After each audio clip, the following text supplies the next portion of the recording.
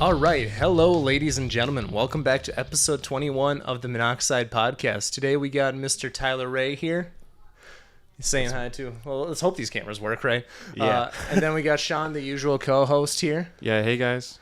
All right, so let's kick this off. I mean, let's just kind of get an idea of who you are, I guess, in the car scene first, and then what you do in your extracurriculars, which is commonly known as beating the fuck out of people. I like to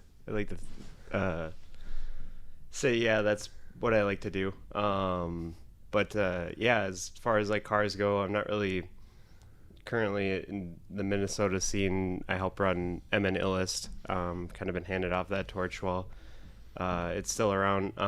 But other than that, like I've kind of dabbled with helping out with all, like just running stuff with different groups wherever people need someone. I like to give a hand. You know, I bounced around different groups, and then, you know, just always a helping hand mainly. Like I like hanging out with Drive Cartel mainly, like right now. But yeah, you're super involved. Like I mean, you are definitely one of the more like common names I see within the car community, even though you're not like, I guess, fully involved on coordinating stuff. I don't know. At least that's not what I've seen. I mean, yeah, I just see you kind of everywhere. Like you said, the Drive Cartel stuff, the MN Illust. Yeah, I went to MN Illust a few times. That's kind of like the go-to one for you, right? It was when I lived with Tony. Oh yeah, okay. My former roommate Tony Yost. We lived like 5 minutes away, so it was super easy. Now I live across on the east side of Minneapolis. So it's kind of it's a pain. And then when Tuesday nights are actually like the good nights for my extracurricular activities because it's sparring night. So it's one of those things that it's, you know, if I have a fight coming up, I try and get there, prioritize that, and then, you know, if I'm not, you know, kind of taking it relaxed, no one else on my team has a fight, just kind of I'll swing out there every once in a while. There's some other guys that are there every time and hanging out, so they run the show. I try and get out there as much as possible. I like, it's just that I honestly have thought about doing like a Monoxide like meet or whatever, kind of like that, because M and Ellis, like I like how they just, you know, it's a grill and chill. Yeah. It's just in a park or whatever. I know it got really big at some point too. Like there's been issues for sure, but you know, are they still at the same park over there? Yeah, they've been there since like 2015, so it's been like 7-8 years of the same stuff. The neighbors that live in that area aren't the most fond of the group, but as long as we're quiet, typically they're fine with it. Yeah, I mean, I know there was issues like at least 1 year where people are just getting really loud and just causing trouble, but I mean, it happens here and there. Oh yeah. But even this show, right? Like I was talking to Marcus, the coordinator of Cars and Caves here, and they're blocking off like the sidewalks because they don't want people spectating, because that encourages people to send it. Oh yeah. Yeah, I was gonna say it's been a while, or I think I've been here like once in the past like handful of years, but like, man, I remember coming here at like 6 a.m. like 7 years ago. And for Cars and Coffee. Yeah, and then like by 8 a.m., 9 a.m. you walk like, you know, half a mile down the road and you go watch people. Like I've seen so many people pulled over at that stoplight or drifting sideways and to get on the highway, and next thing you know, there's a cop a quarter mile down the road pulling them over. So. Yeah. Every single time. Yeah, no, I miss when Cars and Coffee was here. It was pretty good. I mean, but I'm more upset. Huge. Yeah, it got big. Like they had to literally get it out of here because it was just getting too big for the city. I really hate that they took it away from Canterbury though, because I think everybody unanimously freaking loved that location because it was just so open. You could park wherever you want. It wasn't so. I'm not going to say the term on the show, but it's just like they were very in control, like a dictatorship now. So, which kind of sucks because, like, I don't know, it's a lot of gatekeeping now. Yeah, and we can't complain. I mean, it was really close to us in Shakopee, too. That's too. Yeah, that too. Yeah. 5 minutes away. That helped. Yeah, and now they keep moving it further and further away from us. Next thing you know, it's going to be in, like, North St. Paul. Yeah, it's not. Yeah, I know. Yeah, it's going to end up in Blaine at this rate. Yeah. One of those freaking ramps. But, so, I mean, then, so how long have you been involved in the car community? I think I first like got started coming around in about 2014 actually to Cars and Coffee. Okay. Unpopular opinion, I like when they cut people off and like send like give people the no. I should agree with that a little bit. Actually, I should kind of explain what I meant, because it's gatekeep to the max now, but like at the same time, like I like that. Like okay, so Canterbury had some separation. They had spectator or whatever, and they would, you know, people would get finicky about that. But you could still fit like hundreds of cars. Oh yeah. Even after gatekeeping, obviously you don't want some clapped out piece of shit, like Volkswagen or whatever. But yeah, like a Mark 6 GTI or something. Mark 7 or something like that. Yeah, with a fucked up bumper and a Band-Aid.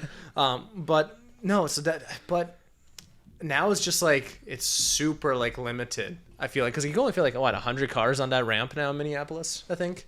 No, you fit a lot of cars in that ramp. On the top. On the top? Well, no, not that many. And they have the top reserved for their like VIP, people who paid for the rallies, vendors, people who I think you can pay extra for the VIP spot if you just want to park on the top. But yeah, otherwise, you can just keep, there's, many layers to that parking structure.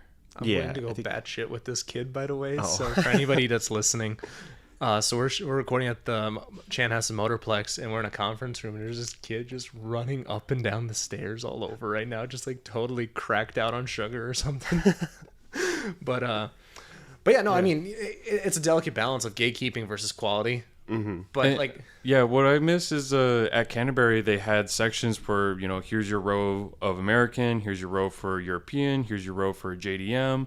Now in the parking structure it's just a mishmash of everything mixed up together now. A mishmash of sadness. Yeah. And it's like it was cool just to be able to walk down a whole row of like muscle cars. All right, give me the belt. And you could find anything that you wanted to find. Right. If somebody was like, oh, there's like a super cool Supra. Oh, I know where the Supra would be. It's probably in the JDM area. So it's actually a good point. Yeah. I miss it because like you were just able to walk around.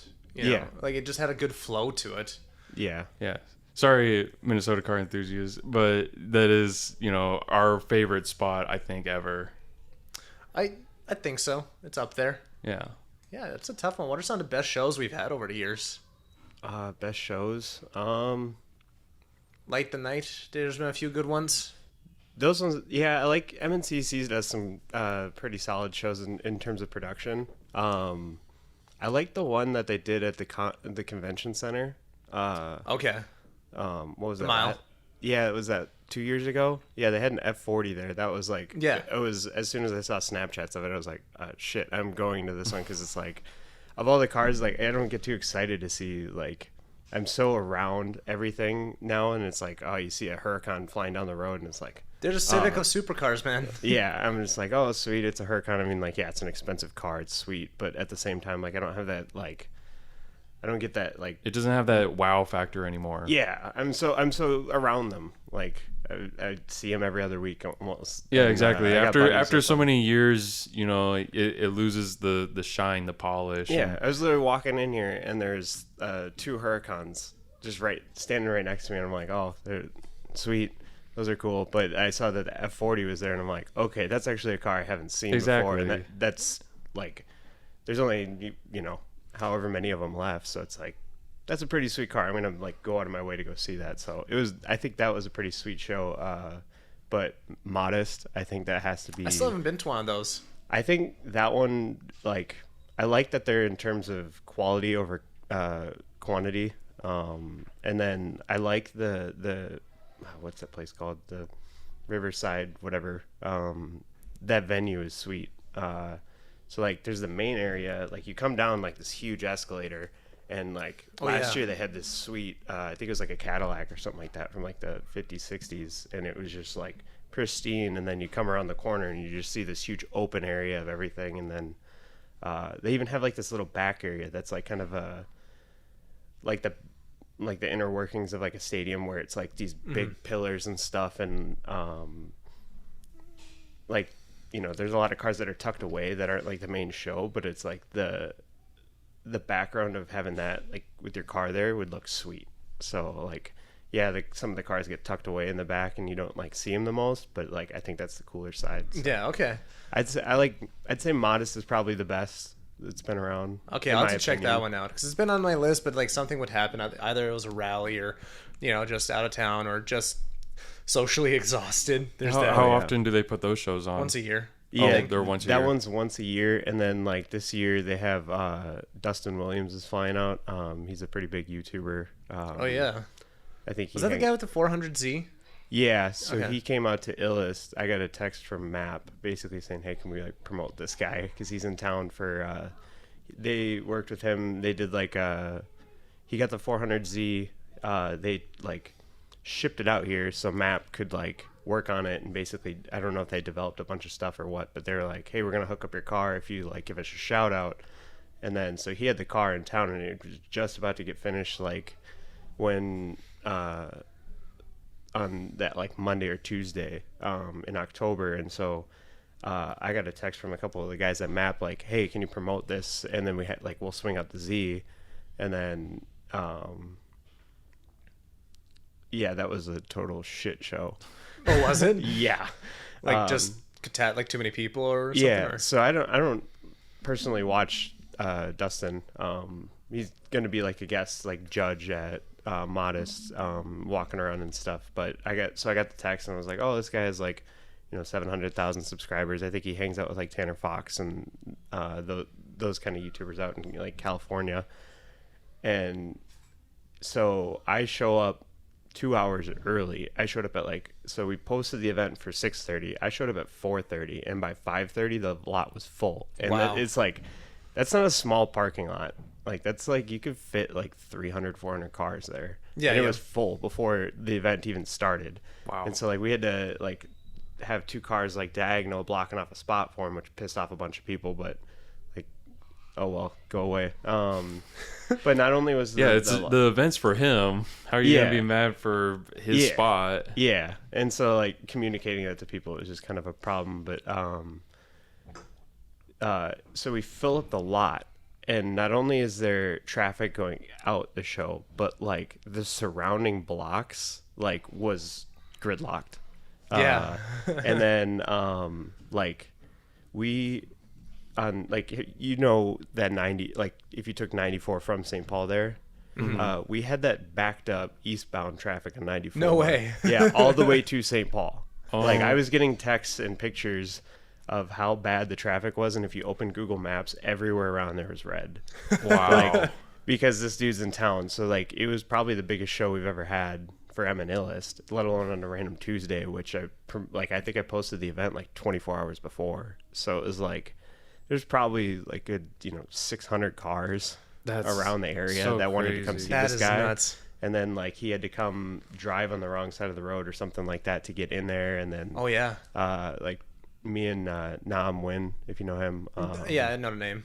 Yeah, him and I like had to like try and shuffle people out of the way just to get this car in, and then he shows up, and then it's just a straight line of people wanting to get his autograph and pictures with them. That is nuts. And think about it for a second. Like that's like what only like I shouldn't say only, but only 700,000 subscribers. Imagine the level of holy shit that someone like Adam LZ or DDE would bring to the table. Like imagine we got to that point, just gridlock everywhere we go. Oh, it'd be a pain. I wouldn't go anywhere.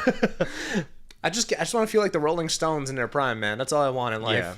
Yeah. So that's kind of got me. I think Modest this year is going to be packed as shit because of that. Because he's going to be there. He's a guest judge. Oh. Yeah. So he's they're flying him out. So he's friends with this guy who runs like Top Ranked. I can't remember his name. But yeah. So he's friends with him and like hangs out with all those guys and stuff and like hooks them up with. I think he sells them their cars and does like some social media with them. But yeah, he kind of hooked it up. They were for like Drive Cartel and everything. So they're all. I'm sure that's gonna be a total handful for them. With that, I offered to volunteer, so we'll see. We'll see whatever that throws me. Well, I think given how long you've been involved with the community, I think you bring a level of calmness and like kind of experience on what not to do. Oh yeah, I'm very vocal about that too, as you've seen on my Facebook, I love your Facebook stupid comments. Yeah, dude, like the son of comments like that you just have. Like I literally screenshot something and sent it to him the other day. I'm like, dude, I'm fucking dying because some kid. I'm assuming it's a kid, wanted to host a meet at the Mall of America parking lot, which is a big no-no. Like, they kick you out almost immediately, and everybody in the comment threads, like, did you get approval for this? Which, if it's a pop-up meet, most people don't give a shit. But this one's, like, one of those, like, obvious ones. Mm-hmm. And then everybody's commenting, bring a clock or whatever, like... Yeah. Oh, my gosh. Yeah. I try not to, I try and keep everything toned down because I've been banned a bunch of times now. But, if you've probably seen my name on like comments and shit before. So if anyone's seen this and hasn't met me before, I write those and I don't give a shit most of the time. Yeah, but you also like, I think we met in person a handful of times, and it's like when you finally meet someone in person, it's so different than like, you know, Facebook. Like for example, like when we had Mike on the podcast, and then he just shit talks everybody, but he's a total sweetheart. Like it's just one of those situations. Oh yeah, that's how I am. Yeah. I'll run into people like, so like I'd say 2017, 2018 was like the peak of, you see Tyler Ray commenting on every goddamn post in a car group, shit talking or stirring the pot, just some stupid stuff just to get likes. Right. It's all my personal entertainment. I personally I don't really care that often. Yeah. But I'd go to like proving grounds, and then I'd meet these people that are like, and it would just be like, I'd introduce myself, and they're like, "Oh, you're Tyler Ray. I see you on Facebook all the time." Yeah. And then like, it's a completely I'm a completely different person than I am if you just saw like all the shit talking or like shit posting comments. Yeah, you're chill and composed. Yeah. Yeah, most of the time that's all my like own personal entertainment. It's hilarious to me. Well, once a month, like I like to also start shit just for fun on Facebook. Like, let's get the pot stirring here. Oh yeah, just throw some gasoline on a fire. Yeah. What were you gonna say, Sean? I was gonna say I do that too. I'll start typing something up, and I've seen that lately. and then I'll just delete it all. I'm like, nah, I'm not gonna choose violence today. I'm just that's where I'm getting. Yeah, I'm like, not today. I don't want to do this. No, I started noticing Sean in some Facebook comments. I'm like, Jesus. I'm like, somebody's coming out of their like cocoon just talking shit. It's because of you. I see your posts and I read them. I'm like, oh okay, and then I'm like, I want to get, you know, some traction. I want some people to come at me and be like, oh yeah, I'm about to give you the smoke. Well, everything I do is based off of engagement, but then also like I like stirring like valid conversation as well. I was hoping my AI post the other day would have got a little bit more, but because like it is a little controversial right now, but like I use 2 to 3 different AIs just to run this podcast to make it easier for me, you know? So it's like, oh yeah, you know, but then people just, I mean, we don't have to go down that whole path, but I just like putting stuff on Facebook. Like, for example, him and I got into a fight about the Countach versus the Diablo, which is the better looking car. And I'm like, fuck you, Sean. I put it on Facebook and then I kind of just sourced the live audience for it. And I'm like, 70% Diablo, told you, better looking car. Yeah. I like the Countach. You did Countach, yeah. Yeah, I like Countach. Yeah. Yeah, I'm outnumbered in this room, and arguably it's like 4 against 1 because you could beat the fuck out of me. So and also, you have to think about all the people that dick ride you and who probably just agree with you because they're like, oh yeah, Daddy Harris. Fucking no. I think that's the complete opposite. I think people shit talk me just because it's me, just for the hell of it. Oh, that too. There are a lot of people in your life that just to oppose me. You have super toxic relationships, and you cater to them more than you do to the ones that give you love. All right, well, Dr. Phil has entered the fucking chat. To the ranch. And let's take a deep dive. And what is your relationship with your mother like? Just go deep down. No, yeah, the car scene is just super interesting. I really do hope we can get to a point where we could really just be like, just do a pop-up meet and it's just massive. No, I absolutely, what you just described with that, I would never ever want to go to. Yeah, that was. I wouldn't be the one running it. That would be kind of like us trying to get into Texas 2K like that last couple days, and we're just stuck in line for an hour. When your thermostat went out, and my thermostat goes out. Oh my God. Yeah. Did you see any of my posts about this? No, I don't think I did. So we were coming into Texas 2K through the back entrance because we only go in from the back. But like at Royal Purple or something, or like at the raceway, or like at the Houston Raceway. So we're coming in, and it's stop and go traffic. Like you're waiting for like several minutes because like it's race day. No, it's worse than stop and go. It's literally just stop. It's literally just stop. Take out your fucking grill and then pack your shit up after you finish a burger or two. No, yeah, you just push the grill along your car as you move up. Yeah. But we were over there, and then, his shit was like overheating because the thermostat, what was it, stuck, I think? Or it was stuck closed. Yeah, so. Oh, God. Yeah. We had to turn off the car like every 2 to 3 minutes. And then eventually pulled over to the side of the road, left the hood open, and he's just looking at the car, and I'm just waving to everybody driving by. Yeah. Because everybody's like, "Oh my God, it's the Rango." We didn't have the welds on. No. That blue, like, it just gets everybody's attention. Yeah, the blue and the hood on it. Yeah, the demon hood. Yeah, but I just took the car into JWP and They said that was their first Durango Hellcat that they've seen. Yeah, dude, they don't really know Durango Hellcats up here in Minnesota, though. Like, so few, they just don't get the respect that it deserves. I've only seen like one or two, and they've just been on the road. I don't really see them like out at shows. Like, I don't think I've ever seen one at a car show here yet. Yeah, I mean, like, I've seen the SRT8s, but yeah, I think I just heard about those like recently. Like, so they're pretty like. They're rare. There's only like 3,000 of them, right? I think. And then what they're making for the 2023 model year. Yeah, true. But the thing is, like, I think it's like the refined Hellcat. Like, you'll never see a Durango at a fucking takeover because it's like, it is, you know, $100,000 car. It'd be really hard to drift. It'd be huge. Yeah. Okay, on second thought, if anybody's watching this and you have a Durango Hellcat, please take it to a takeover because I would love to see it do a fucking barrel roll. Well, I take out a crowd. I have the Durango Hellcat. I'll go to a takeover. Yeah.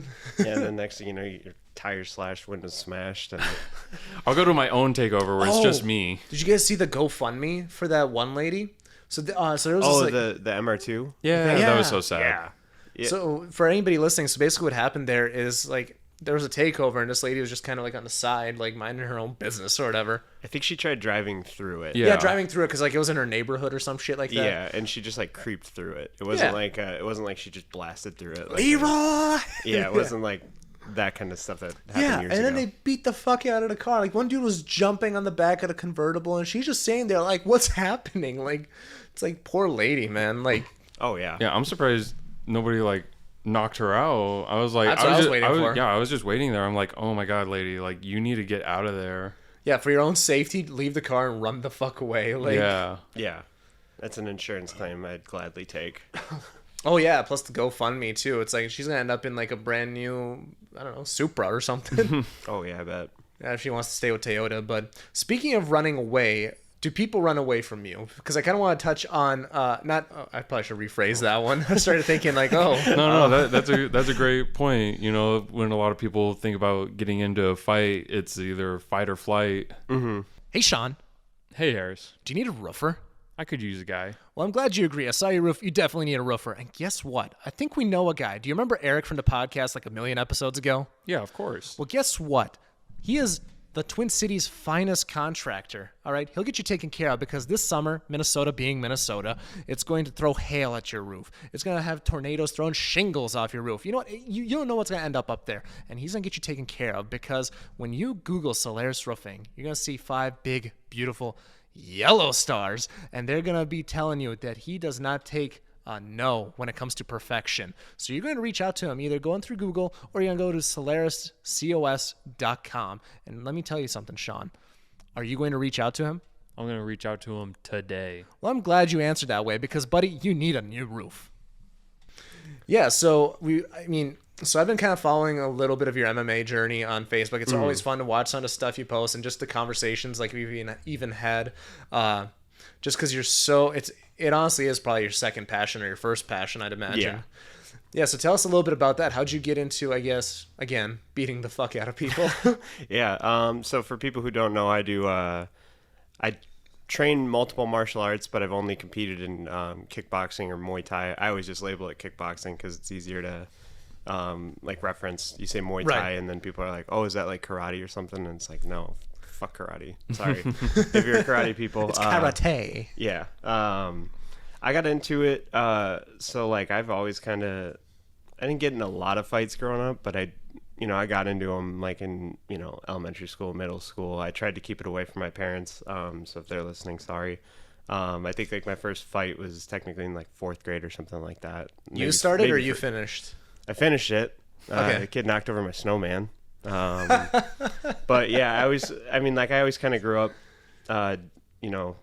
getting into like little things here and there. And I think so. I had seen that movie Never Back Down back in like 2007, 2008. And then literally the next, like I told my parents, because I did wrestling, like I did like a year wrestling in 4th grade, but I wasn't a fan of it. And then I told my parents that I wanted to try boxing, and then they were like, a 4th grader doing boxing, like get your bell rung. I grew up in a very like your stereotypical like white Christian home. Like it wasn't like any sort of, there's nothing ever like sketchy or anything. Like we grew up in Prior Lake and Jordan. And the only thing you're boxing is the devil. Pretty much. But so like I never had like, there's no like, we were poor story kind of thing. But I saw the movie Never Back Down, and then I actually like that year in basketball, because I did baseball and basketball at the time. I remember I like kept bumping into this kid, and then like we ended up like swinging on each other on the court. And then that was like the last basketball game that I was in, and then I convinced my dad that I wanted to try doing this stuff. And so I was in 7th grade, and I grew up like I was pretty tall, so I was like, I think I was 6 foot by like 9th grade. Same. And so I was just always like a bigger like size overall than like most of the people I was with. So I was like probably about 150 pounds, like just under 6 feet tall. And convinced my dad, let's go try this. So then me and my dad go to this gym. It was down in Prior Lake off of 13, kind of tucked away. It was in like a little like industrial kind of area. And him and I we started with like a little bit of jiu-jitsu, but then we transitioned to boxing and Thai boxing or Muay Thai. And then I did that for a handful of years.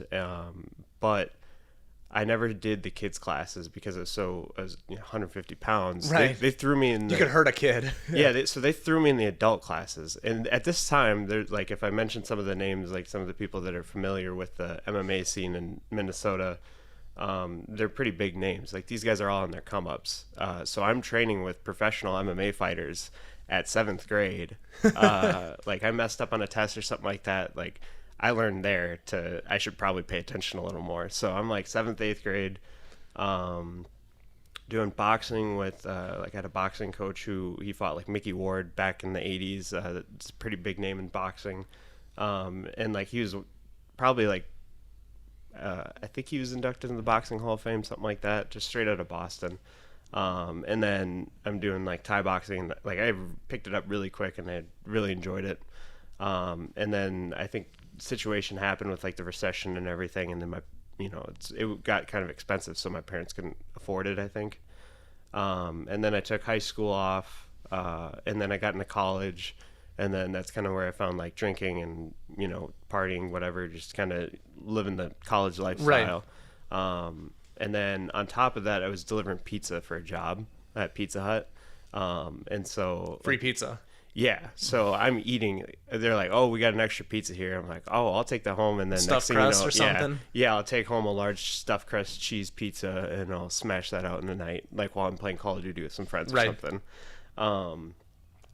But and then eventually I just kind of had like, in 2017, just kind of had like a couple things rolling into each other that really kind of got me conscious of like how big I had gotten. And so I was drunk at a party one night on a Saturday, and I went to the bathroom, and they had a scale there, so I just stepped on it, and I saw 310 pounds, and I sobered up like that. My. And immediately just had like my heart drop, like, oh my God, I'm that big. And so up until then, you never got on a scale to just see or anything? No, I knew I was big and I needed to do something about it, but it was one of those things. The number, when you see that. Yeah, so like when it comes to weight loss, like you need to have, like a lot of the time people always talk about how they want to be healthier, they want to do this, they want to do that, but it takes like, there needs to be like a significant change to defining moment too, turn everything around. So like I'm always trying to encourage people to get to that moment and like try and push them to kind of come to that realization. But so that Saturday I sobered up, and then I'm pretty sure like I went home after that. Like I like straight up just got an Uber. It was like 10 minutes away. It's a buzzkill. I was like, yo, fuck this. And then literally like Sunday I posted on Facebook asking about like if people knew about martial arts gyms in the metro, and then Monday I checked one out, and then Tuesday I was in a class, and then ever since then I've been doing like 3 to 5 days a week, and then now I'm kind of like at like where I'll do most of the time 6-7 days a week of training at least an hour or so. Is that all you've been doing to like kind of cut down from that 310, or like a combination of things? Yeah, so I started, I got an initial, like 70 pounds down just by exercising really hard. Right. And then you'll hit a plateau. Like, plateaus are huge, or normal in weight loss, and it's something like you kind of have to learn to push through.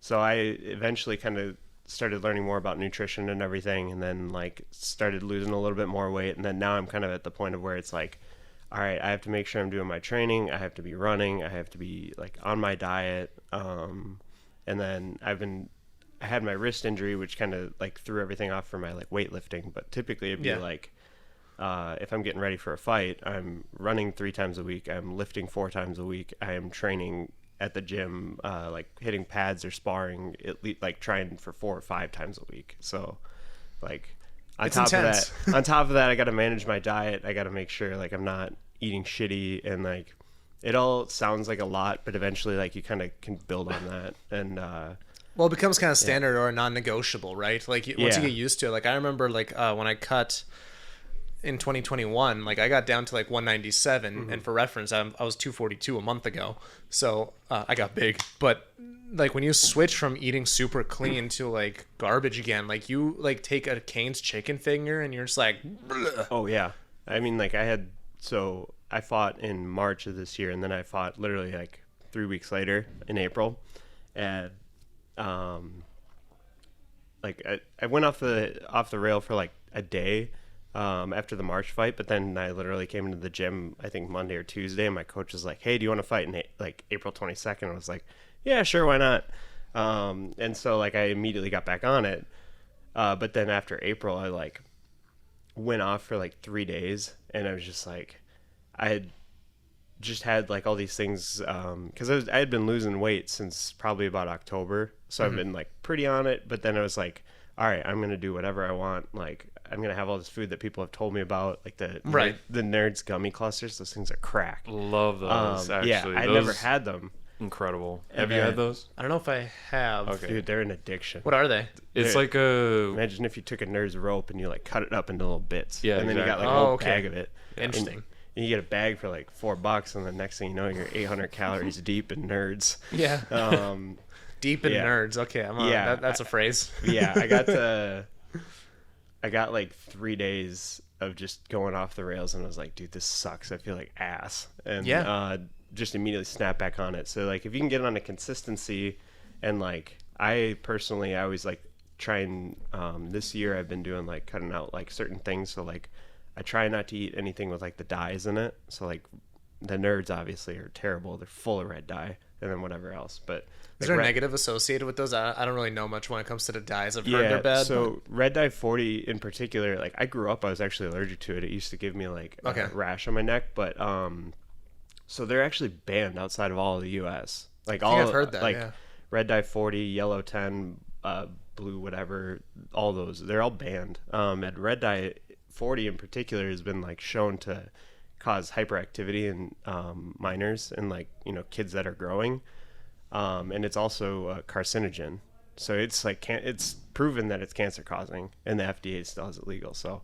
it's kind of like one of those controversial things. Some people are like, well, it doesn't affect me, it doesn't do this, whatever, like but it's at a point of where like if you cut it out for 2-3 weeks and then you go and have like a pack of Twizzlers or something like that, like it's a noticeable like, holy shit, this like kills me. Like I cut red dye out last year, and then I went down to Des Moines to do like corner for a fight tournament for all week. And I remember like I wasn't super strict on my diet, but I knew I wasn't on like the dyes. I was staying away from them. And then I had a little thing of the Twizzler bites, like the tiny little thing. Right. And I was out for the day. Like I was lethargic. I hated. Like, wow. I was bloated. Like I just did not feel good. And you think it's just from that like that single ingredient? It's the red dye in particular. Like I had sugar. Like it's not like I had cut out sugar or anything. It was. I'm fairly certain it's just the red dye, and it's a common trend of where I like. It's not like super like it's gonna put me in bed all day, but like, I will feel like ass all day if I. Interesting. If I have just like a thing of Twizzlers or something, so those are like. There's controversial with all the nutrition and stuff, but always somebody's always an expert too. Yeah, and I think I made a post on like on January 1st or 2nd, and it was just like, here's the basic information. It's public. Share it with your friends of how to lose weight, and like because that's everyone's like New Year's resolution is losing weight. And I'm like, here's the basic steps to get started, because it's a lot when you like when you say you want to lose weight. There's like, all right, well, I need to learn a bunch about exercise. I need to learn about how to use you try to do it all at once. Yeah, it's too much. So it's like, all right, here's a basic, like, I'll put the ball in the tee, you just swing kind of thing. Yeah, it's all about getting that, like, first step, and then that gets the ball moving, and momentum takes care of the rest. Shit, like, I get people messaging me, like, asking about losing weight, and they want to do it. I'm like, all right, just go get a gym membership and walk on the treadmill with an incline for 30 minutes. Just start with that. And then, like, eventually you kind of build the, all right, I'm comfortable going to the gym. Now let's see if I can try adding weights. And like, I always offer them, like, if you want me to come to the gym and like walk you through how to do stuff and like be the center of attention, while like if you're worried about other people looking, I'll embarrass myself. I'll go throw 3 plates on the squat rack and then just fail it and drop it in front of everyone. This asshole. Yeah. Oh well, what are they gonna do? Try and fight me? Right. I love the confidence, by the way. Like, even I was listening to Rogan yesterday, like, because like everybody does, but freaking, he's like, yeah, I just, somebody like threw him on the ground, and he's like, oh, this guy could beat the shit out of me, and I could do nothing about it. And I love the confidence you get out of that. That's kind of why, like, I want to just like maybe get into it, but I need to. It's fun. I try not to be like where I'm like this big airhead, like, oh, which you aren't. Fight me. No, I think it's funny just to have the humor in it. I'd like to say that I'm pretty decent at it, like overall. The guys in the gym will disagree with me and then beat the shit out of me. But you're around some bad motherfuckers too, though. Yeah. Like I said, the guy like that I'm going to train with after this, he fights in 1FC. He just had a fight in February of where he, in less than a minute, picked this dude up and slammed him. Like, he fights at heavyweight, and he picked up this dude and slammed him and knocked him unconscious. Just ragdolled in less than a minute. Yeah. Yeah, like if you look at like Francis Ngannou, like this dude has the same complex, 100%. Really? Like this dude, like, yeah, except for he knows wrestling and grappling. He just like randomly signed up for a tournament in Chicago, went down there and fucked everyone up, and like came home with like 4 medals. Oh my god. So like, you think of Francis Ngannou and you think of this monster just like strong. Like, you get this guy in a diet. Both grappling capabilities. Yeah, like this dude is almost the same. It may be like a little smaller than Francis, but like this dude has the same complex of just like. What's he weigh? Like maybe like 240 or something? 280. 280? Jesus. Yeah. What's Francis at? He cuts the heavyweight, so he's probably about 280, 290. So yeah, this guy is like, he's taller than me, he's bigger than me. He picked me up one time, and like, I grew up a big guy, so I'm not used to like, taking flights like that. So like, we're kickboxing sparring, and next thing you know, like, my legs are above my head, like picked up in the air kind of thing. So like, he slammed that guy as hard as he could. Wow. He picked me up the same way, and I was like, I knew for a fact, like, if he put me down as hard as he wanted to, I'd be unconscious. He would fuck you up. Wow. Yeah. So I mean, like, that guy, a lot of the guys I go with, I actually like, that I post pictures of, I actually trained with them back in like 2008. So they were kind of like my babysitters, I call them. So I've known them for about 12, 15 years. But yeah, there's some guys that definitely, like, it's cool to have those like friends and like pioneers of some of the Minnesota MMA. And then I have some of these guys that are just like, it's cool just to help like celebrate their accolades and stuff. That's freaking awesome, dude. I can't. Is that my freaking phone ringing? No, it's mine. I'm trying to ignore it, but it's buzzing off my. Yeah, I like to throw mine on the floor, just throw it like way, because like everybody just blows me up. Or I usually have it on Do Not Disturb. Like, I'll even tell people, like, I'm doing a podcast from this time to this time. Hey man, where are you at? Not nowhere near you. Goodbye. Yeah, well, and I told it's one of the guys I'm actually going to train with. Yeah. And I told him I was doing a podcast before this, so the fact, if O'Gorman watches this, I'm going to destroy your liver when I get to you. That's our go-to thing with him, unfortunately. How do you destroy someone's liver? Oh, left hook, typically. Otherwise, left kick. It's kind of wild how big the liver is when you really think about it. Like, doesn't it take up like is it your whole left side, I think? Or is it? It's typically like, I think it's about like, probably the size of like that, like a. Yeah, it's a pretty big target. Yeah, I mean, like, I typically, like, you can gauge where someone's rib cage is on the right side, and if you aim just at like where that last rib is, typically you can hit it without failure every time. Okay, so it's the right side right here? Yeah. Okay, gotcha. Okay. Yep. Noted. Yeah, it's always it's one of those fun things that if no one's ever been hit there, I'm always offering to give it a try. Well, no matter how tough you are, It's like a total shutdown, right? Yeah, no matter how many crunches you do, it will put you down if someone hits you with a clean liver shot. It's you're offering a liver shot to people? Yeah, if people want to take it. Otherwise, come on, do it on camera right now, Sean. Yeah, so like we don't get paid enough to do that. We get paid at all. Yeah, exactly. But yeah, your liver has like I don't know how it all works in terms of like biology and everything, but like basically you get hit there and it sends a signal to your brain, and your brain's like, get as flat as possible ASAP. It's basically like a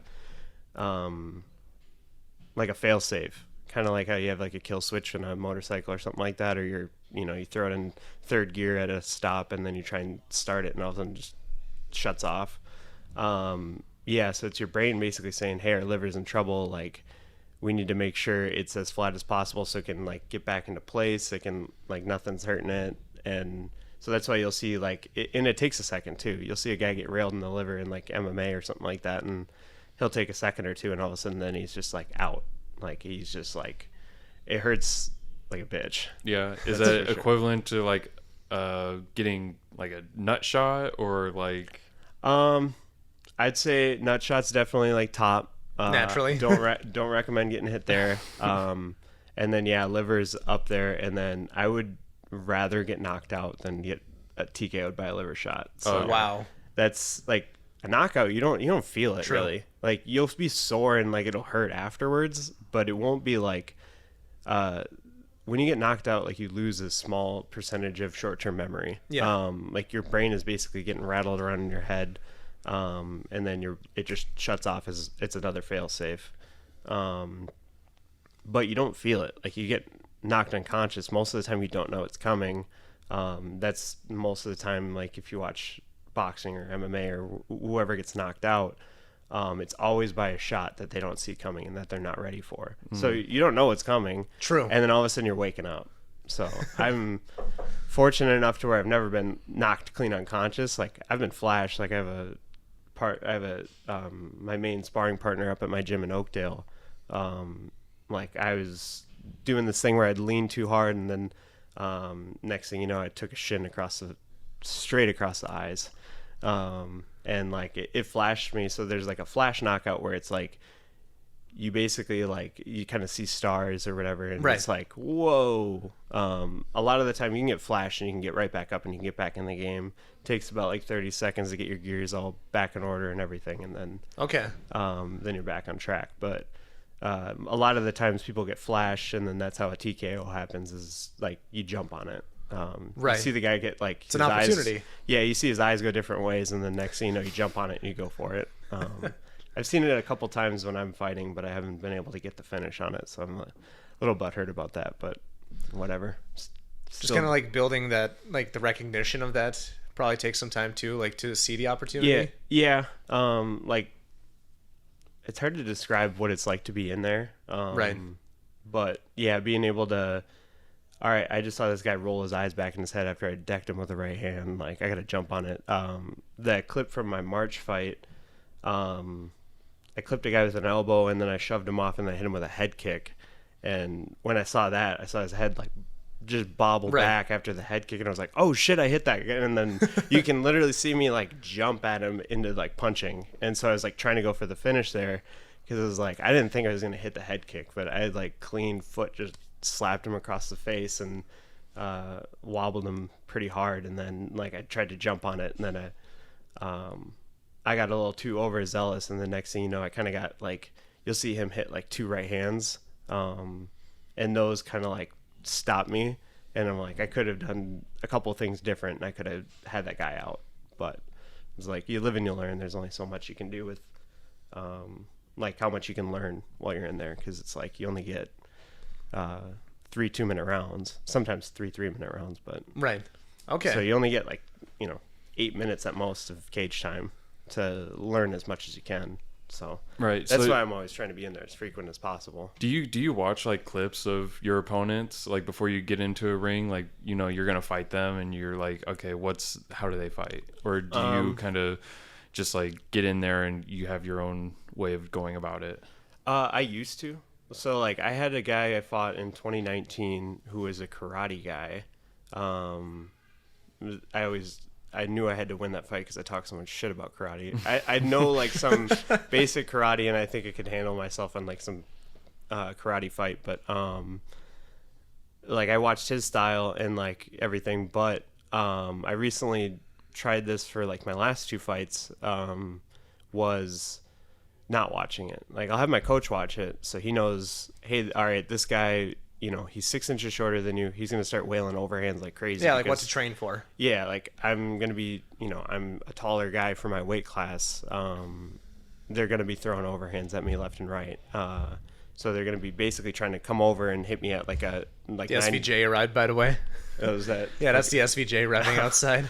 But yeah, so they're trying to hit me at like an overhand's like typically at a downward 45-degree angle, because when I'm taller, I'm going to be like either leaning back a lot more, my head's going to be like higher up. So it's one of those things that you can easily just whiff a haymaker with it, and a lot of guys get success with it. So like my coaches will watch it, but I've found that if I start watching it, and I've talked to some other people, yeah, I mean, like it doesn't psych me out. Like I don't like I've had some scary opponents. Like I've had people that like I've fought and like they're scary and I beat them. So it's like in terms of I don't care if like there's some guy that's like all jacked up. Like that doesn't bother me anymore, because it's like those guys get tired quicker.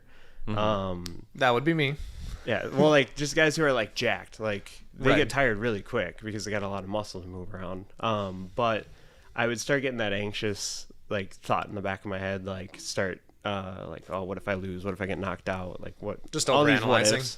Yeah, and it's like the biggest thing with fighting is it's the mental battle is everything. If you can keep calm in there, that's what gives me so much success, is I can like get in there and I can like feel the first couple shots. Like I don't like just give it to them, but just kind of like feeling, like getting that feeling back, and like being able to mentally be like, all right, let's calm down, let's take it down a notch. It's just like hard sparring, do this, and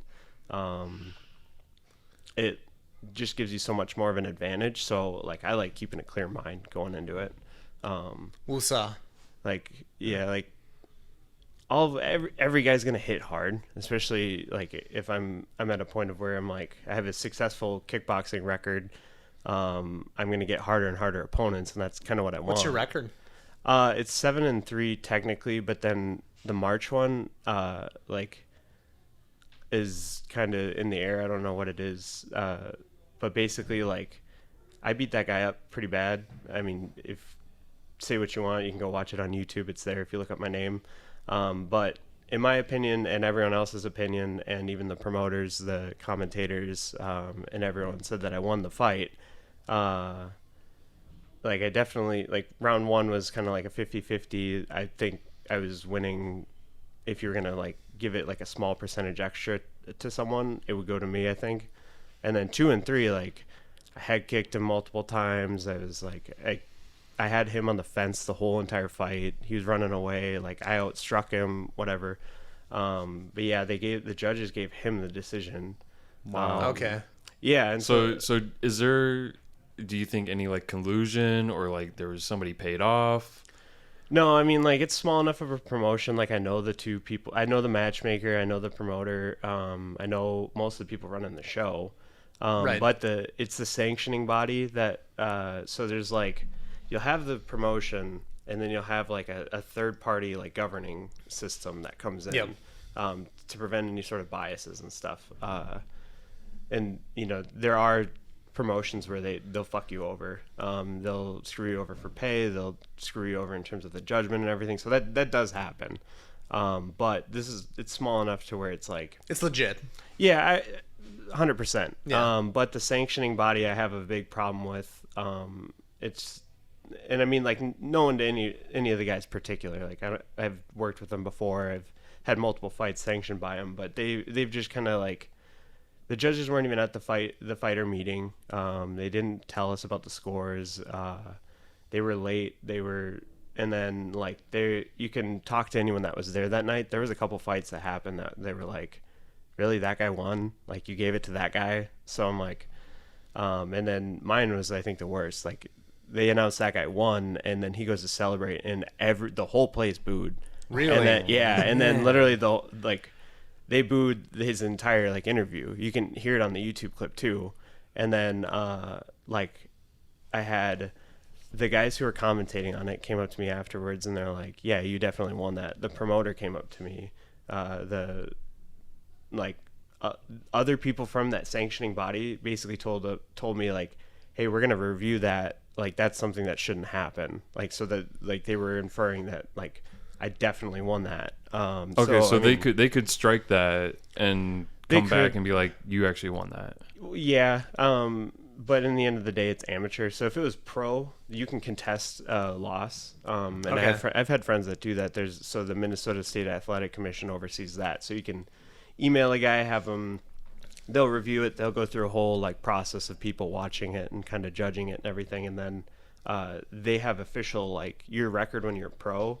That's official. Like, that can't change. That's tracked online. Okay. And so like there's a couple sites that like keep up to date with that, and then that's kind of how a lot of the time the UFC finds people. There's actually like if you go to tapology.com, there's literally like rankings of all the local scene guys, including some of the UFC guys. And so I mean, like, there's nothing of that for amateurs. So I'm kind of at a point of where it's like, all right, whatever. Like, I know personally I won that fight. I'm not gonna, if I let it bug me and I let it try and do like, if I let it get to me, like, it's just head garbage. Yeah, it's gonna make me negative, and I'm just gonna always think about it, and then it's gonna hold me back from everything else. So I'm like, I like that whatever, fuck it, it's a loss. If I need to, I can, give it time, and then the next time I fight, I can lie and I can say, oh, I'm actually 8-2.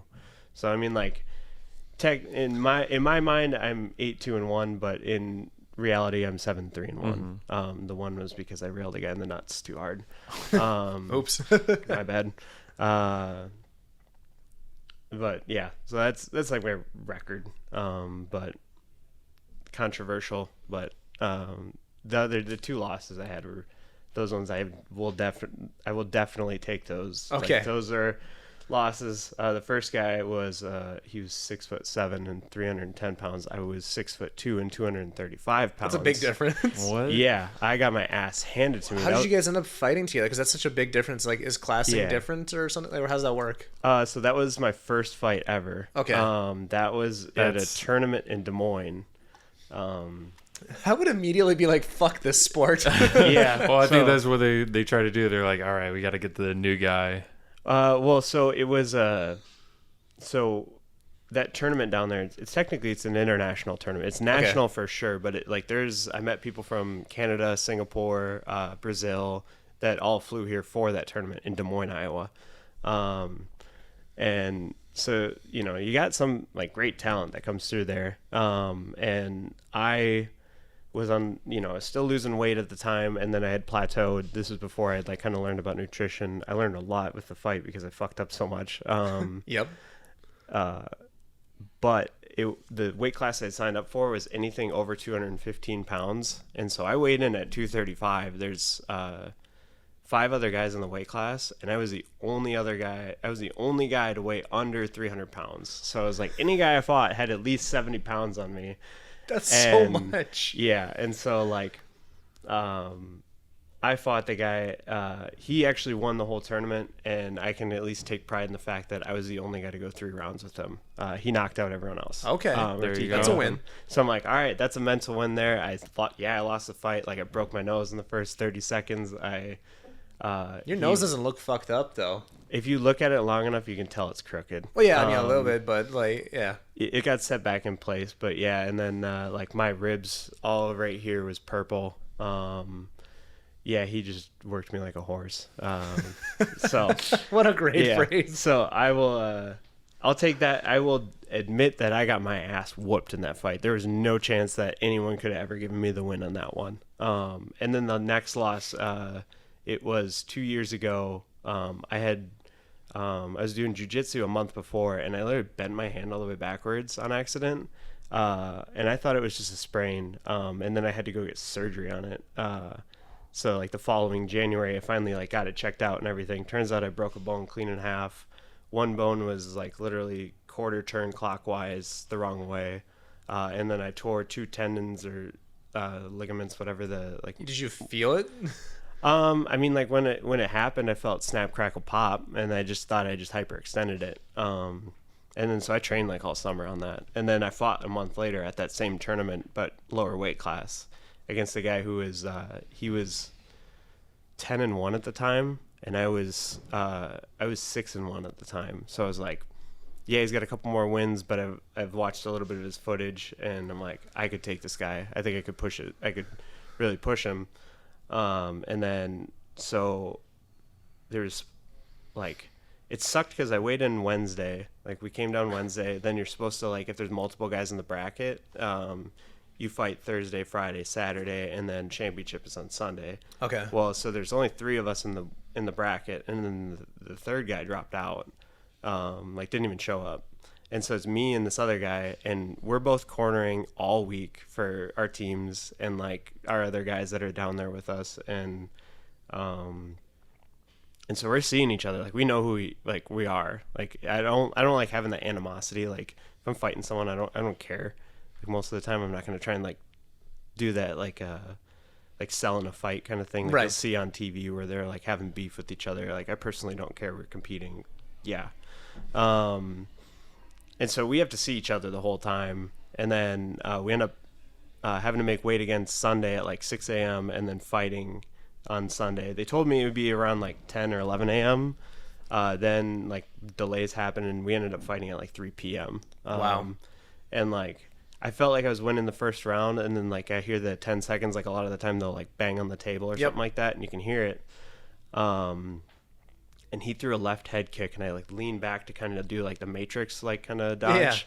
And I should have leaned back like a quarter inch more. His big toe went right across my left eye. Ooh. And that's my dominant eye. So I'm like leaning back like this, and his toe went right across my eye. And like it got to the point, if I didn't grab it, I probably would have won the round. But I grabbed for my eye instinctively. And because head kicks are so wily in like across the board in MMA, kickboxing, whatever, like you could straight up kick a dude in the back of the head, and if you knock him out, that's totally legal because they're so flashy and uncontrollable. They're like they have very low like stipulations of terms of rules. So I grabbed for it and they gave me a standing 8, so I lost the round. So like the ref was like gave me like the 8 count that you see like where they're counting in the air, and I was like, yeah, I'm good, let's go. And then the whole second round, he's if you overextend your arm, like your hand will actually, your thumb comes forward a little bit. And so the whole like first 30 seconds of the second round, he's aiming for my eye with his thumb, kind of like. Okay. So he's like, I can't knock him. Like, yeah, it's dirty, but I would totally do the same thing. Because I mean, like, if it's not getting called and it's like not against the rules, like, it's free game. So I mean, like, kudos to him. He took advantage of that, and it got to a point of where I'm like, this is my dominant eye. Like, it's an amateur fight. I don't give a shit enough to lose my sight over an amateur tournament. Like, so I took second, like in that tournament, and I took that loss. But yeah, so that was a fun one. Quick question: what time do you have to get out of here by? I probably got like 15 minutes. All right, cool. Well, I guess before we get into our usual 3 questions, I just want to have at least one more topic. So, this isn't something you're trying to pursue professionally, is it? Like, I mean, would you even consider doing this like trying to aim for like pro level, or is this more like a side have fun thing? So it started off as like a way to lose weight, and then I got sucked into like my coach wanted me to try competing, and then I fought that big dude, and it actually did pretty decently compared to a lot of people who have jumped in there, and like it just ends up being a shit show. So it's not something that I want to be like I'm putting all my chips in, like I'm trying to be the next Conor McGregor kind of thing. Right. That's long gone. I'm 27. If I wanted to be there, I should be where I'm at now, but at like 18 or 19 to get picked up at that. So if I did get to a point of where I was like at the higher level, they would, if I got that shot, it would be to fight some stud. Like I had a friend who like he got a UFC shot, but he's older than 30, And so he ended up fighting like this Chinese stud. Like just thrown against somebody that's really difficult right away. He was like a 21-year-old kid that like, if he could crawl, he could sprawl. That's like basically like he was raised to fight kind of thing. Okay. So and this kid kind of had a hype train going behind him. So it's like it happens in MMA and like in all of combat sports where like you'll get a cool deal, but like you're kind of getting the shaft. So if you're older, they just kind of throw you to the wolves right away, basically. Yeah, unless you got like a lot of hype behind your name. So it's really hard to get like, and rightfully so. I mean, it's the UFC. It's supposed to be like the top of the top, the pinnacle. But I also don't want to go for it like in a career-wise because the UFC doesn't pay for shit unless you're a Conor McGregor. So right. I'm not grabbing mics. You're not a loudmouth. Yeah, I mean, like you'll see me on Facebook. I'd gladly do that, but that's just fun for me. Oh man, imagine I could fight with my mouth. Oh my god, if I could talk the shit I do and back it up. Oh man, I don't know. Maybe I should. Yeah. We'll see. Well, if you're ever interested, I'm in Oakdale, but I can get you in. I'd love to learn at some point. My biggest thing that's holding me back right now, it's not even a financial factor anymore because that was my deal a year ago. But just like my front patella is just a little weird and my hips are just. I'm working on it. It's feeling a lot better, but I just feel like if I were to go like do jiu-jitsu or something, I would just fuck myself up, real bad. Do you have any dings? I mean, besides your wrist, like, do you have a lot of wear and tear or not really? I mean, I get things hurting every once in a while. Nothing like major. Okay. I get a lot of people that kind of have that similar, like they have stuff that's, they want to get like I hear all the time people always want to talk about coming out and they're like, oh, I want to get my cardio better first. I don't care about cardio. I'm gonna be a fat fuck either way. Oh no, well it's like, and they'll be like, I want to get in shape first, and it's like, okay, what are you doing to do that? Like, what are you doing to get in shape? Usually nothing. Yeah. So it's like when someone tells me, it's like I want to do it, but I want to get in shape first. I'm like, and I'm not knocking you. I'm like, that's just it's an excuse for me, like in my opinion. So I'm like, yeah, all right, I won't see you there. So, but like I always tell people, like if you're gonna do it, just do it. Throw yourself in it. Just fuck around with it. The first time I went back in 2017 when I was 300 pounds, I was gassed in 5 minutes. Like I had to like. Oh, it's gonna be one for me. Yeah. So like it's a different thing. So I would say like I've got injuries here and there, but that's because I do it so frequently. It's like your car doesn't break down if you don't drive it.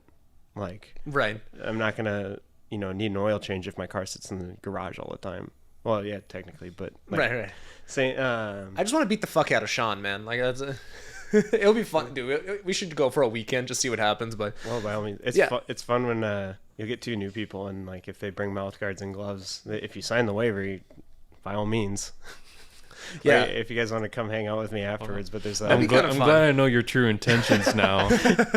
No, but like for me, it's like I love making a fool of myself. Like I love like even this podcast, right? Like I love being the stupidest person at the table. So the mentality is there. And I honestly like I know for a fact that like I would get gassed so fast. It is definitely a mental excuse though, just because like I have gotten a few dings. Like for example, I strained my entire like hamstring a few months ago, and I'm still dealing with that. Yeah, and that's stuff you can't like push through. So it's like that's totally understandable. Exactly. But when it's like someone that's like, but it's just so much mental to it. I want to get my cardio up first. It's like, dude, shut up. Just go do it. The only way you get your cardio better is by doing it. And like, cardio is definitely not the thing holding me back. I get winded to go into the top of the fucking stairs. Like I trained with this dad kind of guy who's like, he's 40. I convinced him to do a fight, which is the coolest thing ever. He won. But he did he had 20 something marathons under his belt, and I could get him to gas by hitting pads. Like I could. It's a different type of endurance. Yeah, so it's like, no matter how many miles you can do on the treadmill, like this stuff it's different. So interesting. It's like, okay. When people tell me, "Oh, I'm going to get in shape first," it's like, no, you're not. You're not going to do anything. You never can. Well, it's like, for example, like even people who go from like, working out pretty hard at the gym, and then they switch to like CrossFit or whatever. It's like it's a totally different type of hard. Like, oh yeah, even a different way. Like even if you change like your rest period between sets, like it becomes a totally different dynamic. It's ridiculous. Oh yeah, 100%. So that makes sense. Okay. Yeah. So I'm always like, just throw yourself in it, and if you have to work at your own pace, people are more than happy to do that. It's a great community, I've heard. Oh yeah, like everyone always thinks that MMA gyms are just like tattooed felons that are just like total, assholes. But I'm like, dude, I like doing training more than I like coming to car events, because the people that, like, no knocking to anyone that I met at car events, but like there's some shitty people. But the people I've met training, like, have more support and respect and mutual respect than I've met across anywhere else. So it's like I'm walking in here, like, I got a black eye from yesterday, like training at 5:30 a.m. with a guy, and he's a scary dude, but at the same time, like, that's the dude that will ask me the hardest questions I've ever thought or like needed, like, kind of thing. Like, he will, and like, we'll support each other through fights. Like, we'll be there, like, you know, you got a fight coming up, we'll be there all 6 weeks, whatever day you need training. Like, we're in it, we're gonna push you, we're gonna like take you to deep waters and hold you down. Like, we're not gonna kill you, but we're also gonna, like, we're gonna push you to get better. So it's like, those are the most supportive people I have in my life, and like, I will gladly take that over like any sort of car event. That's why I'm ended up being here. As far as like taking it like where I want to go with it, I've always kind of wanted to be. This is ADHD going. My medication hasn't kicked in yet. Eventually, I kind of want, like, I'm planning on going pro. I'm at like, my initial goal was lose weight. Then it became, I competed, and I'm like, all right, let's kind of see how far I can take this. Yeah. Maybe my goal is like, I earn one pro fight. So sometimes places will reach out to you and say, hey, here's a pro contract. Do you want to do that? But that's kind of hard to get. So I'm kind of at the point of where, I can just you can go pro whenever. There's no like any sort of like criteria you need. You'll see this in boxing all the time, is guys will go pro, and next thing you know, they're like 0-20, just collecting paychecks, getting knocked out. So I want to do that this year, is end up going pro boxing, pro kickboxing. That's just where the money's at. And then it'd be also that kind of like, mental thing is like, oh, I was a pro fighter. Like, that's kind of cool to be able to say. So I don't want to be like some dude who gets his ass kicked and then say I'm a pro fighter. I want to be like somewhat successful with it. My main like goal with that is like, I want to fight at the Armory. I think that'd be really cool. Okay. And then in kickboxing, so they have HBO shows there for boxing, and then kickboxing, I want to try and get into this league called Karate Combat. It says karate, but there's a lot of kickboxers. I was about to say karate. Yeah, so it's run by George St. Pierre and Bas Rutten. Those are the two like kind of big guys talking about it. But they have this, like, it's a bowl of where there's like diagonal mats, and then you're mainly like kind of on a lower field. And then they have they don't have 4-ounce gloves, they have 7. So you have like a little bit extra padding on the knuckles. Okay. 4-ounces hurt like a bitch if you've never been hit with one. It feels like you're getting hit with rocks. I grew up with immigrant parents. No, I'm kidding. Yeah, the 4-ounce gloves hurt. But the 7-ounces have like a little bit of padding on it. And so like you wear the like these karate pants, but there's a lot of kickboxers that do it. So it's mainly just striking. And I'm like, that'd be kind of cool to be on there. So those are like my two goals, is fighting at the Armory, and then possibly trying to get into Karate Combat if I can. So okay, like those are like kind of where I want to take it. I don't want to. It's not my career by any means. I have IT. I do software automation on the side, or not as my main. For your career, yeah. That's my main. I have that 8 to 5. Don't got to worry about ever worrying about income. I have something that's solidified. And then eventually, like, I'd like to open a gym or something like that and teach.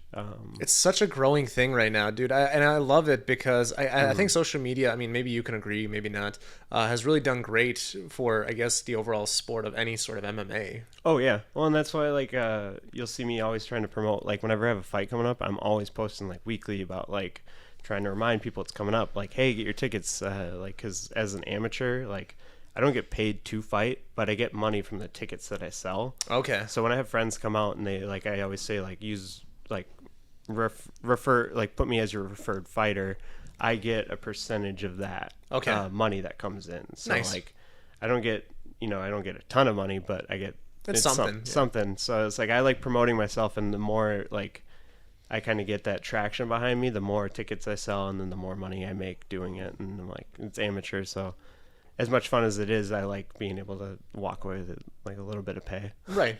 That's pretty sweet. Well, we need to worry about getting you out of here. Of course, we could talk for hours. I could tell, but I have stories for days with this stuff. So yeah, no, we'll definitely have to have you back on in the future. Maybe you can come with somebody else. But let's ask our usual 3 questions, Sean. Yeah. So the people want to know your personal choice for a daily car, a track car, and a show car. No budget, Powerball winner. Yeah. Like I don't have to worry about paying gas or anything. No. Dude, my daily right now I love. It's a Lexus CT200H. It's a Prius and I love it. Nightfall would definitely enjoy that answer. Yeah. I actually almost bought his bags from him, but then I was like, I don't want to lower my daily, and it's the F Sport, so it's got decent suspension already. As far if money wasn't an option, jeez. Sky's the limit. No, I've gotten to this point of where like I like my daily driver being so under the radar. Like my Lexus, it's cool. It would fit in if I parked at spectator parking. Like it's got the fancy grill. It's an F Sport, whatever. But it's also like it's a Prius. It's got the same drivetrain. Mm-hmm. Yep. But I don't know because I used to want like a Mark V R32 for a daily. Like I thought those were really cool, but I think if it was like money didn't matter, I really like Tony's Porsche. Okay. The Turbo S was fun. So something like that, maybe like a GT3 RS, but at the same time, like I don't like bringing that much attention to myself on the highway. It's a spicy Beetle, man. Yeah, well, and I don't like getting pulled over. It takes an hour, and then next thing you know, like I have to pay extra money. But if money's no option, by all means, probably like a Turbo S or something like that. Yeah. Okay. Daily. Good daily. What was the other one? A track car? Track car, show car. Let's see. Track car. Well, if I have the GT3. Yeah, freaky. You can customize something like from the ground up too, by the way. We've had people do that. It's a big question. Track car. I think, what was your track car? Oh, fuck. We have to go back to episode McLaren 12. 720. No, definitely not. No, Jesus, I would never choose a McLaren. No, what was it? Senna, I think. Was it a Senna? It might have been. I don't know. I think probably just like pretty, like not super modified, but like something like tastefully, like where it's a driver modified Corvette, like a C6, C5. Attaboy. Like Derek Stinson C6. Yeah. Derek's is sweet. All of his Corvettes have been sweet. The C7 and the 6. I think he had his red C5 too back in the day. I was a big that's fan right. of that one. So shout out to Derek. Yeah, he was on calling me. I want to have him on maybe next week or the week after, but we'll see what happens. Yeah, I went up to South Dakota with him and Nick. God, I can't pronounce his last name. Gardner. Okay, yeah, I know who you're talking about. Picked up an Evo with him a few years back. But yeah, I think track car would be a Corvette. Okay. Plus, if it was like track, like I've been wanting to sell my Z and get a C5 and drift it. Please do. But it's so expensive, so I'm at the point of where I don't like throwing money at that kind of stuff anymore because living is expensive. And then show car, dude, I've always had this dream of I wanted to roll up here specifically when it was Cars and Coffee of having a Reliant Robin and rolling it. Okay. Literally 3-wheel car. Taking a corner way too like coming down Autobahn Road and then going into like the thing. I wanted to like you take a left turn, take the right turn. I wanted to roll it, so like Jeremy Clarkson's Top Gear. Yeah, like where he comes down the road and takes a left turn and he just rolls it. He comes in. There's a bunch of Reliant Robin, and they're having like a little car meet, and then he's just like. Yeah, I don't care about the clout that all cars. Like, I could be here and I could say Mark IV Supra or like an R34 or whatever. I hope someone says that or has said it, and I'm making fun of them right now. No, I want something just stupid. I don't care about the clout. And that would give you more clout than anything. The guy that just fucking literally rolls into a show. Yeah, or like you roll down the window. You're like, "Hey guys, can you help me out?" And everybody can you guys lift my rocket? And then you do it again. You're like, "Hey guys." Yeah, well, and if I needed to, I could be like, was it Forza Horizon 4 where you could get one and you could put training wheels on the side of them? Yeah, yep. Get like those. But I think it'd just be so funny. Like, yeah, and fix it. If money's no problem, keep fixing them up or keep buying more of them. Get a winch on there to get yourself out of sticky situation. Didn't Jeremy Clarkson also do that in the skit? He fixed it by making it 4-wheeled. Yeah. So that'd be my show car. I want to just like you pull up to a show and I just roll the car. Like everyone is just like, dude, what just happened? Like something that's different. Like I walked in here and I saw 6 Supras already. Like I don't care about they're cool cars. Like no knocks to anyone that has them. Yeah, they're amazing. I don't want one. It's like we were talking about earlier. They just lose that wow factor. Yeah, I can't tell you when the last time I saw a Reliant Robin. Yeah, they don't have them in the States. No. So it's like they're a European car. They're tiny, and I just want to. I would love to make a fucking TikTok. They see me roll. Yeah, and then just barrel roll in the car. And if put a roll take cage. your helmet off. If I'm allowed to customize it, put a roll cage in it. Yeah. I want to be able to roll this thing reliably and roll it reliably. Like I want to anywhere I go, I want to just like roll into a parking lot. Everybody sideways. Sees you coming, they're like, "Oh boy, here it comes." Yeah, dude, I think that'd be so much more funny than having like a car that everyone's taking pictures of and throwing on Instagram. Dude, those videos would get like more views on TikTok and Instagram Reels. Oh my God. Imagine I'm gonna watch that clip now. That is one of the best like clips from Top of Gear. Yeah, Top of Gear. Did I say Top of Gear? He's a Top of Gear. Top Gear. Dude, imagine going to the mall and then you see like a Karen coming in. They have their blinker on. They're about to take a spot. You just zip in there and fucking roll. Yeah, park it literally on its side. And they're tiny. They're light. Like they're probably like 1,500 pounds at most. They can't be that big. Just deadlift it. Yeah. So that would probably be my show car. That might be one of our best answers yet. That is a great answer. Yeah. I could just sit here and it'd be like, oh, I want BBS wheels on an E30 that's lowered and Jay-Z swapped. And like, I probably just called someone out, I think. I don't know who that is, but yeah, I don't. What are they going to do, fight you? Yeah. If I called you out at any point in this show, by all means, I will throw gloves on and we have a place that we can sign a waiver legally. I'm kidding. Can't fight bullets, man. I mean, I hate those fucking best. comments, dude. I like when you see those in the comment section. It's like, oh man, you can, if you bring a gun to a fight, it's like, bro, like that's not the point of this conversation. We know. I'm walking away if you do. Yeah, but no, man, it's been awesome to have you on here. I know you got to get going. We could talk forever. I think we're all probably on the same frequency here. So yeah, for sure. Yeah, super awesome having you here. And any events or anything we should know about coming up that you'll be at or promoting? MMA or car? Car events. I mean, like Modest is coming up. But typically this year I'll probably like stick to kind of the bigger shows that I'll be at. I haven't been to any of the weekly meets yet. But yeah, that's about Modest. And then actually the same day there's a MMA and Muay Thai event in Bloomington at the same place that they host Supercar Saturday. Okay. So that is also July 8th. So but I think Modest doesn't go until late at night. So if you want to swing down there, I got 4 guys from my team fighting in MMA. And they've all got some pretty good fights. They're all pretty good guys. So I'll promote them. I'm trying to get on it as well, but at the same time, like I'm also volunteering at Modest. So we'll see how everything kind of rolls out. Okay. See who I have to step on toes, but that's what I got on the radar. I don't have anything really else. Cool. Yeah. Where can everybody find you? On Instagram, social media? Yeah, I don't have Twitter. Congratulations. Yeah, sorry, Elon. I'm whatever. Yeah, he really misses you. No, I've never gotten into Twitter.